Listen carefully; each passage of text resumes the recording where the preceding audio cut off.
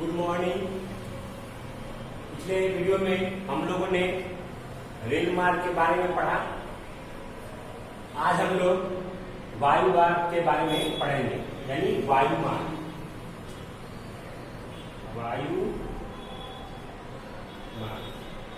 पिछले वीडियो में हम लोगों ने रेल मार्ग के बारे में जाना, उसकी विशेषताओं के बारे में जाना, उसके विकास के बारे में जाना, कब शुरू हुआ था रेल मार्ग, ये भी हम लोगों ने जाना। आज हम लोग वायु मार्ग के बारे में पढ़ेंगे, यानी अगला टॉपिक है आप लोगों का वायु मार्ग। आप लोगों ने पढ़ा होगा वायु मार्ग भारत में सबसे पहले 1911 में, भारत में सबसे पहले 1911 में इलाहाबाद से नैनी, यानी इलाहाबाद में ही एक जगह है नैनी। तो सबसे पहले वायु मार्ग द्वारा 1911 में इलाहाबाद से नैनी, यानी बहुत ही कम दूरी है, उस दूरी में आपको वायु की यात्रा की गई थी। वायु मार्ग द्वारा यात्रा शुरू की गई थी भारत में, यानी छोटी सी दूरी वायु मार्ग द्वारा की गई थी। कब? 1911 में इलाहाबाद से नैनी, लगभग 10 किलोमीटर का वो दूरी है, उस दूरी पे की गई थी। ये दूरी, ये उड़ान आपको डाक के लिए की गई थी, यानी डाक के द्वारा सामानों को, ये चिट्ठी या जो भी हो, डाक के द्वारा ये की गई थी, डाक के लिए की गई थी ये उड़ान। तो हमारे देश में सबसे पहले 1911 में, लेकिन धीरे धीरे इसका विकास होता चला गया। 1933 में 33 में इंडियन नेशनल एयरवेज की स्थापना की गई। 1933 में नेशनल इंडियन एयरवेज की स्थापना की गई। लेकिन धीरे धीरे जब हमारे आजादी के समय तक लगभग भारत में 21 विमान कंपनियां काम करने लगी। 21 विमान कंपनियां काम करने लगी। देखिए, वायु मार्ग की सबसे बड़ी विशेषता यह है कि वायु मार्ग द्वारा आपको पर्वत, पहाड़, झील, नदी, बड़े बड़े यहाँ तक कि समुद्र, इन सब को पार करना बहुत ही आसान है। इसको हम वायु मार्ग द्वारा इसको आसानी से पार कर जाते हैं, और बड़ी लंबी दूरी, बहुत लंबी दूरी हम कम समय में तय कर लेते हैं।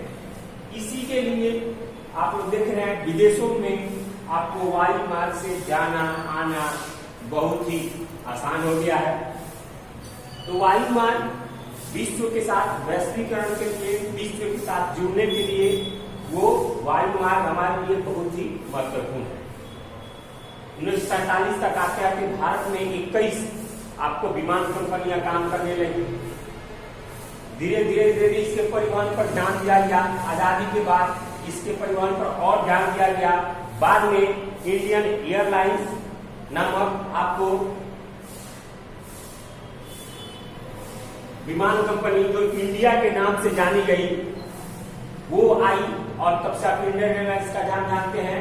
बाद में धीरे धीरे आजादी के बाद विमान को आपको वायु मार्ग जो है परिवहन को, वायु परिवहन को आपको राष्ट्रीयकरण उसका कर दिया गया। आज एक वो समय है और आज का समय है, आपको हर तरह की वायु मार्ग की सुविधा दी जा रही है। आजकल विदेशों में जाना आना या देश के अंदर भी कई तरह की उड़ानें हैं जो अंतर्राज्यीय कहते हैं, एक दूसरे देशों में जाते हुए अंतर्राष्ट्रीय कहते हैं। तो अंतर्राज्यीय उड़ानें भी बहुत जगह चलती हैं। एक राज्य से दूसरे राज्य में जाने के लिए आपको यहाँ से दिल्ली जाना हो तो आप उसको बहुत कम समय में, 2 घंटे में, 1.5 घंटे में आप यहाँ से दिल्ली जा सकते हैं। यानी बहुत लंबी दूरी आप थोड़े से समय में तय कर सकते हैं। उसके बाद आज देखिए, आज वायु भारत किसी भी देश, कोई भी देश, कोई भी विकसित देश या विकासशील देश आज वायु के द्वारा लड़ाई के लिए भी अपने आप को सक्षम कर रहा है। वायु मार्ग में भी अपने आप को सैन्य शक्ति में बलशाली होना चाहता है। आज की तरह तरह की आपको विमान है जो हवा में आपको उड़कर मिसाइल भी छोड़ सकती है। जैसे आपके यहाँ राफेल आया है, वो हवा में उड़ के आपको मिसाइल भी चला सकती है। तो ये हमारे लिए बहुत ही आवश्यक है। क्योंकि वायु मार्ग में आपको कोई बाधा नहीं है। परिवहन रेलवे में क्या है, आपको सड़क परिवहन और रेलवे परिवहन में आपको जगह कहीं झील मिलेगा तो आपको रास्ता चेंज करना होगा, पुल बनाना पड़ेगा, अधिक खर्च आएगा। आपको पर्वत है उस पर सुरंग बनाना पड़ेगा, उसको काट के बनाना पड़ेगा, उस पर अधिक खर्च आता है। समुद्र है उसमें अपने, लेकिन वायु मार्ग द्वारा इन सभी चीजों को पार किया जा सकता है। यानी इन सभी चीजों को पार करके हम एक स्थान से दूसरे स्थान, यानी एक देश से विश्व के किसी भी देश में हम जा सकते हैं वायु मार्ग द्वारा। उसके बाद आपको अंतर्राज्यीय स्तर पे, यानी भारत के अंदर भी एक राज्य से दूसरे जाने में कई तरह की विमान कंपनियां काम कर रही हैं, कई तरह की सुविधाएं दे रही हैं। आजकल अगर देखा जाए तो रेल परिवहन में ऐसी रेल है हमारे यहाँ जिसकी जो आपको फेयर है, जो किराया है, वो विमान के किराए के लगभग बराबर हो गया है। यानी विमान के द्वारा यात्रा करना भी आज सुलभ हो गया है, आसान हो गया है। लोग चाहते हैं कि हम जितना पैसा रेलवे परिवहन में लगेगा उतना पैसा नहीं, हम वायु मार्ग द्वारा कम समय में उस दूरी को हम तय कर सकते हैं। उसके लिए विदेशों में जाने के लिए आपको भारत सरकार एक आपको पासपोर्ट इशू करती है, तब उस पर वीजा लगता है, तब आप उसको दूसरे विश्व के देशों में जा सकते हैं। आज आपको देख रहे हैं पहाड़ी देशों में हमारे यहाँ के बहुत सारे मजदूर काम करने जाते हैं, वो विमान द्वारा आपको सेवा लेते हैं। तो वायु मार्ग द्वारा परिवहन बहुत ही सुलभ है, आसान है। क्योंकि वायु मार्ग द्वारा अभी किसी भी देश की, विश्व के किसी भी देश की दूरी बहुत ही कम रह गई है वायु मार्ग द्वारा। जैसे हम अपने यहाँ पैदल चलेंगे तो कोई दूरी ज्यादा तय करेंगे, साइकिल से चलेंगे तो ज्यादा दूरी तय करेंगे। उसी तरह साइकिल से चलेंगे तो उससे कम समय लगेगा, और भी गाड़ी से जाएंगे उससे कम समय लगेगा। लेकिन वायु मार्ग द्वारा, जहाज द्वारा, बड़े बड़े विमानों द्वारा एक देश से दूसरे देश की दूरी बहुत ही कम हो गई है। देखने में लगता है कि 5000 किलोमीटर, लेकिन वो सीमित समय में पहुंचा देती है वायु मार्ग द्वारा। हम वहां पर पहुंच जाते हैं। हमको कोई भी समुद्र, कोई भी महासागर, कोई भी पर्वत, कोई भी पठार हमको रोक नहीं पाता है। उसके बाद ऐसी भी जगह है जहां आपको रेल का विकास नहीं है, परिवहन का विकास नहीं है, सड़क परिवहन का विकास नहीं है, जल मार्ग का विकास नहीं है। वहां भी हम वायु मार्ग द्वारा पहुंच सकते हैं, हेलीकॉप्टर से पहुंच सकते हैं। हेलीकॉप्टर आज तुरंत आप देख लीजिए, कहीं ऐसी जगह आप ऐसे बाढ़ आ गया, तो बाढ़ आ गया, चारों तरफ पानी है, तो उसमें हम कोई परिवहन काम नहीं कर सकता है, लोगों को बचाना है, तो उसमें वायु मार्ग द्वारा हेलीकॉप्टर से हम लोग सबको निकाल के बाहर लाते हैं। तो वो हमारे वायु मार्ग द्वारा हमको वो बाढ़ नहीं रोक पाता है। तो ये सब चीजें जो है वायु मार्ग से बहुत ही आसानी से आती है, इसलिए वायु मार्ग हमारे लिए बहुत ही जरूरी है। अब आता है आपको जल मार्ग। जल मार्ग अगला है आपको जल मार्ग।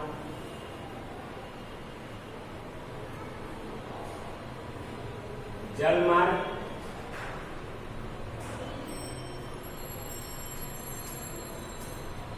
जल मार्ग क्या आप जानते हैं? जल मार्ग विश्व के किसी भी देश की खोज हो, अमेरिका की खोज हो कोलंबस ने किया था, भारत की खोज हो वास्को डी गामा ने किया था। तो ये सब किस मार्ग से किया गया था? ये सब जल मार्ग से किया गया था। क्योंकि जल मार्ग उस समय ही था जो एक देश से दूसरे देश हम जा सकते थे बड़े बड़े नावों द्वारा। जल मार्ग के कारण ही आपको जितने भी बड़े बड़े शहर हैं वो किसी नदी, झरने, तालाब, समुद्र के किनारे बसे हुए हैं, क्योंकि जल मार्गों के द्वारा ही वहां उसका विकास हुआ है, वहां से उसका व्यापार और देशों के साथ होने लगा। उसके बाद आजकल विश्व के सारे देश के लिए जल मार्ग बहुत ही महत्वपूर्ण स्थान रखता है। क्योंकि सारे देश से हम व्यापार जल मार्ग के द्वारा ही करते हैं, यानी जल मार्ग के द्वारा ही सबसे अधिक सामान एक देश से दूसरे देश जाता है या आता है, आयात होता है या आपको निर्यात होता है।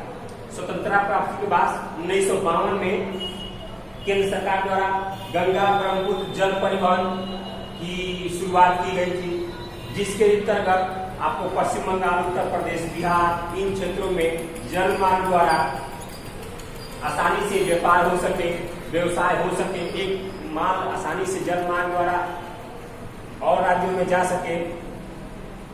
उसके बाद भारतीय अंतरराज्य अंतर्देशीय जल मार्ग प्राधिकरण की स्थापना भी की गई थी 1986 में। क्योंकि जल मार्ग का ज्यादा से ज्यादा हम उपयोग कर सके। भारत में लगभग 14,500 किलोमीटर लंबी 14,500 किलोमीटर लंबी नौ संचालक यानी पानी में चलने का मार्ग है। भारत से और भी देशों में, कई देशों में, ऑस्ट्रेलिया हो, अमेरिका हो, जर्मनी हो, फ्रांस हो, जापान हो, इन सभी देशों में हम अपना व्यापार जल मार्ग के द्वारा करते हैं। जल मार्ग आपको राष्ट्रीय जल मार्ग एक या आपको इस्लामाबाद से हल्दिया के बीच 1420 किलोमीटर का दूरी है। यानी जल मार्ग को भी आपको अलग अलग पॉइंट में बांटा गया है। दूसरा जल मार्ग है, ये आपको पृथ्वी उत्तरी तक है जो 891 किलोमीटर की लंबाई है। तीसरा जल मार्ग है जो कोलम से कोयलपुरम 205 किलोमीटर लंबाई की मार्ग है। चौथा है जो गोदावरी कृष्णा नदियों के सबसे 1005 किलोमीटर में ये दूरी तय करती है। ये मार्ग बनाया गया है, ये मार्ग लिया गया है अन्य राज्यों से, भारत में अन्य राज्यों से अन्य राज्यों में व्यापार करने के लिए। राष्ट्रीय जल मार्ग संख्या जो 5 है, ये उड़ीसा राज्य में ईस्ट कोस्ट कनाल, मताई नदी, ब्राह्मणी नदी आदि की महानदी डेल्टा के साथ 623 किलोमीटर की ये दूरी है जो आपको विकसित की जा रही है, जिसका उपयोग हम जल मार्ग के रूप में करेंगे। तो जल मार्ग भारत के कई नदियों को जोड़कर कई क्षेत्रों का विकास करके जल मार्ग के लिए विस्तृत किया जा रहा है, ताकि जल मार्ग के द्वारा भी सबसे अधिक व्यापार हो, या हम अपने अंदर भी जल मार्ग की क्षमता को विकसित करें। चूंकि इसमें भी आपको कहीं भी रुकावट नहीं है, लेकिन ये स्लो यानी धीरे धीरे इससे व्यापार होता है। जो नाव है वो बहुत ही स्लो चलती है, धीरे चलती है, लेकिन इसमें एक स्थान से दूसरा स्थान पर सबसे अधिक माल ले आना बहुत ही सुलभ होता है, आसानी होती है। इस हमारे पटना में भी नौसेना जो आपको है नौ मार्ग के लिए विकसित की गई है, जो आपका काम करती है पटना में। आप देखिए किसी भी देश की नौसेना यानी जल जो सेना है वो भी आपको बहुत ही बलशाली होती है, बनाती है कोई भी सरकार। से हमारे यहाँ भी नेवी है, नौसेना है। भारत के कई बड़े बड़े शहरों में नेवी स्थापना है, जो बड़े उच्च स्तर पर आपको पनडुब्बियां जो पानी के नीचे भी मिसाइल छोड़ सकती है, बड़े बड़े पोत जो पानी पे है, यानी जल मार्ग को भी रक्षा करती है, ताकि जल मार्ग से कोई बाहर से कोई आक्रमण न कर सके दूसरा कोई देश। तो जल मार्ग इसके लिए भी महत्वपूर्ण है। तो जल मार्ग का होना बहुत ही आवश्यक है, क्योंकि हम जानते हैं हमारे यहाँ मोहनजोदड़ो या आपको और भी सभ्यता में जल मार्गों का विकास देखा गया है। नदियों के किनारे शहरों को बसते देखा गया। ये सब सिंधु नदी के किनारे बसे थे। क्योंकि जल मार्ग द्वारा हम अपना एक जगह से दूसरे जगह पे जा सके, आ सके। अब आपके यहाँ उसके लिए पूरे भारत में 12 बंदरगाह हैं। बंदरगाह यानी पतन है, जहाँ पर नौसेना का काम चलता है या व्यापार का काम चलता है, जिसमें आपको मुंबई महाराष्ट्र में, नवादेवा महाराष्ट्र में, विशाखापट्टनम आंध्रा में, कलकत्ता, चेन्नई, तूतीकोरिन तमिलनाडु में, और भी 12 इस तरह के हैं। किताब में आपको लिखा हुआ है, आप उसको देख सकते हैं, समझ सकते हैं। तो ये आपका हो गया जल मार्ग, वायु मार्ग। अगले वीडियो में हम आपको संचार के बारे में पढ़ाएंगे, तब ये धीरे धीरे चैप्टर समाप्त होगा। इसका प्रश्नोत्तर हम लोग करेंगे। प्रश्नोत्तर के बाद हम हिस्ट्री यानी इतिहास विषय की तरफ बढ़ेंगे। आज के लिए इतना ही। अगले वीडियो में हम संचार के बारे में पढ़ाएंगे। आप लोग अच्छी तरह से उस टॉपिक को पढ़ के आइएगा, ताकि आपको समझने में काफी आसानी होगी।